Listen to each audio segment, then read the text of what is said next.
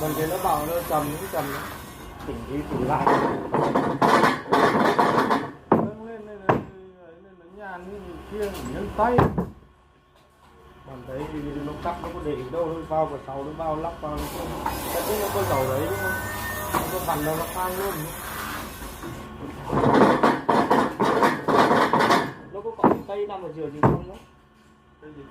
một cái cây này hay là một bộ đấy chỉ có một bộ này chỉ bộ đấy thôi chứ lấy đâu chỉ phòng gì cái dây đây này cái dây này không